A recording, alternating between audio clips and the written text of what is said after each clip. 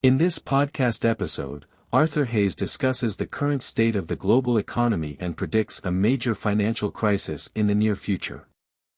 He believes that the next 5 years will be a period of radical disorder, with money printing, rising inflation, potential banking crises, and a significant increase in debt.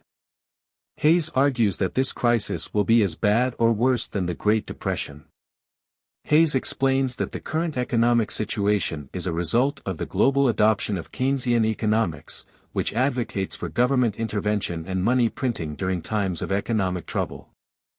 This has led to a situation where central banks have destroyed the free pricing mechanism in almost every sector of the financial economy, except for the government bond markets. As a result, global debt has skyrocketed to 360% of GDP, and governments and central banks are continuously printing money to sustain the system. One of the main factors contributing to the impending crisis is the declining population in the rich world, including China, Russia, and Brazil. With fewer people being born, there are fewer individuals to support the growing debt burden. To ensure the solvency of the system, governments and central banks are forced to print more money. However, this approach is not sustainable and will eventually lead to a collapse. Hayes argues that the current geopolitical tensions, particularly between the West and Russia, are exacerbating the economic situation. He believes that a divided Eurasia threatens the hegemony of Western powers, leading to conflicts and proxy wars. This geopolitical instability further contributes to inflation and financial crises. The podcast also highlights the importance of energy in the global economy. Hayes argues that human civilization is built on the extraction and use of hydrocarbons, such as oil. However, the world is not finding new sources of energy at the same rate as in the past, leading to a flattish energy production. This, combined with the money printing and geopolitical tensions, will result in energy inflation and higher prices for goods. Hayes predicts that a major market disturbance will occur in the next 3 to 6 months, possibly in the U.S. Treasury or other large global bond markets. To save the market, governments and central banks will resort to printing even more money, leading to a temporary bull market in stocks, real estate, and cryptocurrencies. However, this will eventually result in a generational collapse and potentially a major global conflict. The podcast also discusses the impact of promises made to the baby boomer generation, particularly in terms of healthcare and defense spending. These promises, combined with the declining population and the need for money printing, create a significant liability for governments.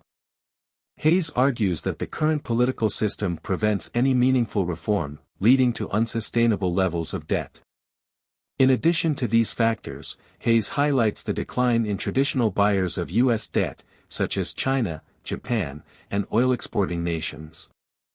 The U.S. banking system is also functionally insolvent and cannot afford to buy more debt. This creates a situation where the U.S. Treasury has to issue new debt and roll over existing debt, but there are limited buyers available.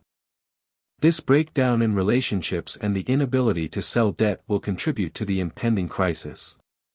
Hayes points out that the U.S. economy is currently growing at a rapid pace, with a nominal GDP running at around 9% and a 10-year bond yield of 4.34%. This means that bondholders are not receiving the full benefit of the economic growth and are getting shortchanged. As a result, investors may start to realize that they can earn better returns by investing in other assets such as stocks, gold, or cryptocurrencies.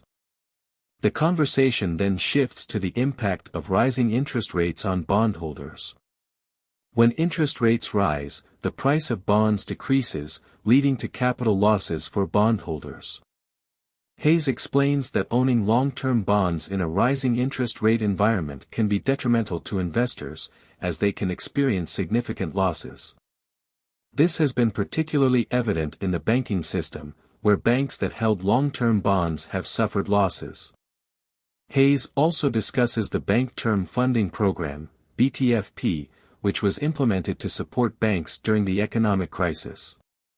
However, the BTFP only covers certain types of securities, such as U.S. Treasury bonds and mortgage-backed securities, leaving out other assets like commercial real estate. This creates a problem for regional banks that heavily rely on commercial real estate lending, as they may face losses if the market declines. The conversation then delves into the potential for a banking crisis and the choices that regulators and governments will have to make. Hayes explains that if regional banks fail, it could lead to a run on these banks and a sell-off of long-term bonds, resulting in losses for investors. The government would then have to decide whether to let these banks fail or bail them out, potentially leading to more money printing and inflation.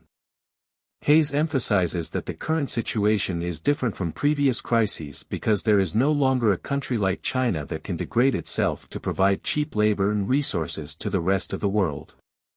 Additionally, he points out that the United States has a different financial situation than Japan, as it relies on foreign buyers to fund its deficits. In terms of timing, Hayes suggests that financial crises often occur in the fall and winter, and he expects a crisis to happen within the next few months. However, he acknowledges that it is difficult to predict the exact trigger for the crisis. Hayes emphasizes the importance of understanding the concept of volatility and why it should be seen as a feature rather than a bug. He explains that volatility provides opportunities for investors to buy low and sell high, contrary to what most people tend to do. He advises investors to focus on assets they understand and are comfortable with, whether it's cryptocurrencies, tech stocks, or other high-growth sectors. Hayes, who manages his own money, shares that he is currently up in his lifetime investments, indicating that his strategy has been successful in the past. He acknowledges that investing can be challenging and advises against active trading, as it often leads to losses. Instead, he suggests picking a diversified bundle of assets, such as the S&P 500 or AI-driven growth stocks, based on one's level of knowledge and risk tolerance. The discussion then shifts to the concept of euphoria in the market. Hayes describes the euphoric phase as a time when investors become overly optimistic and invest in speculative assets without considering the underlying fundamentals. He expects the upcoming euphoria to be centered around artificial intelligence, AI, and believes that AI-related stocks and cryptocurrencies will experience significant growth during this period. However, Hayes cautions against getting caught up in the hype and investing in illiquid assets that cannot be easily sold. He advises investors to focus on liquid assets that can be bought and sold quickly, especially when the market sentiment starts to change. He suggests being patient and waiting for clear signals from central banks and governments, as they will communicate their actions and intentions to the public. Hayes also discusses the potential risks and challenges in the current economic landscape. He highlights the high global debt-to-GDP ratio and the possibility of a financial crash triggered by factors such as rising oil prices or escalating healthcare costs. He believes that such events could lead to social unrest and conflicts between nations. Regarding the threat of dollarization, Hayes argues that it would primarily impact the financial elite rather than the average American. He suggests that the current fiat financial system benefits certain regions and industries, such as finance and technology, but does not necessarily benefit the average American. He believes that dollarization is not a significant concern for the average person, as it primarily affects those tied to the fiat financial system. Hayes also expresses concerns about Europe, citing its lack of energy and food security as potential sources of conflict. He suggests that Europe's reliance on external sources for energy and food could lead to internal conflicts and a breakdown of the Eurozone. In terms of the future, Hayes emphasizes the importance of how people treat each other and the presence of the rule of law. He believes that cryptocurrencies, particularly Bitcoin, offer a way to protect financial wealth outside of the government-controlled fiat system.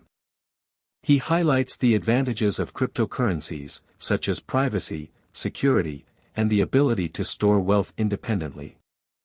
Hayes emphasizes the importance of achieving financial freedom in order to navigate the upcoming economic challenges. He suggests that individuals should strive to obtain financial independence and be prepared for potential disruptions in the financial system. He advises people to invest in cryptocurrencies, particularly Bitcoin, as a means of protecting their wealth from inflation and government interference. Hayes acknowledges that there are risks and uncertainties associated with cryptocurrencies, but he believes that they offer a viable alternative to traditional financial systems. He argues that Bitcoin, with its finite supply and decentralized nature, provides a hedge against inflation and government control.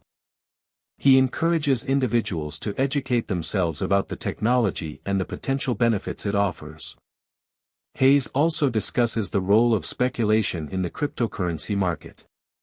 He acknowledges that speculation can be risky and lead to poor financial decisions, particularly for those who are financially vulnerable. However, he believes that speculation is a natural response to the current economic climate, where traditional avenues for wealth creation are limited. He advises individuals to be cautious and only invest what they can afford to lose. The conversation then shifts to the topic of regulation and government control. Hayes argues that financial regulation does not necessarily prevent bad actors or financial crises. He points to the example of the 2008 recession, where highly regulated banks still engaged in risky behavior and required government bailouts. He suggests that the focus should be on empowering individuals to take control of their finances rather than relying on government intervention. Hayes also discusses the situation in China and Hong Kong regarding cryptocurrencies. He explains that while China has cracked down on cryptocurrency trading and mining, they still recognize the potential of the technology. He suggests that the Chinese government is using Hong Kong as a testbed for cryptocurrency experimentation and regulation. He believes that this approach allows the government to maintain control while still benefiting from the technology's potential. In terms of the future of cryptocurrencies, Hayes predicts that Bitcoin will continue to rise in value. He suggests that Bitcoin could reach levels of $750,000 to $1 million in the coming years. However, he also acknowledges that the market is unpredictable and that there are many factors that could impact the price of cryptocurrencies. Hayes continues by emphasizing the importance of understanding the current financial landscape. He believes that the problems in the financial system go all the way to the bedrock, with treasuries becoming the new toxic waste. He predicts that the upcoming crisis will be at least as bad as the 2008 recession, if not worse. One of the key issues Hayes highlights is the excessive debt burden faced by governments and corporations. He argues that this debt has reached unsustainable levels and poses a significant risk to the global economy. Hayes suggests that the current economic system is built on a foundation of debt, and this debt bubble is bound to burst. Another concern Hayes raises is the role of central banks in the financial system. He believes that central banks have been artificially propping up the economy through quantitative easing and low interest rates. However, he argues that these measures have only delayed the inevitable and created a false sense of stability. Hayes predicts that when the next crisis hits, central banks will have limited tools to combat it, leading to a severe economic downturn. Hayes also discusses the impact of technology on the financial system. He believes that advancements in technology, particularly blockchain and cryptocurrencies, will disrupt traditional financial institutions. He suggests that these technologies have the potential to create a more decentralized and efficient financial system, but they also come with their own risks and challenges. In terms of surviving and thriving during the new economic reset, Hayes offers some insights. He advises individuals to diversify their investments and not rely solely on traditional assets like stocks and bonds. He suggests considering alternative investments such as cryptocurrencies, real estate, and precious metals. Hayes also emphasizes the importance of financial education and staying informed about the changing economic landscape. Thanks for watching. If you enjoyed the video, make sure to like and subscribe.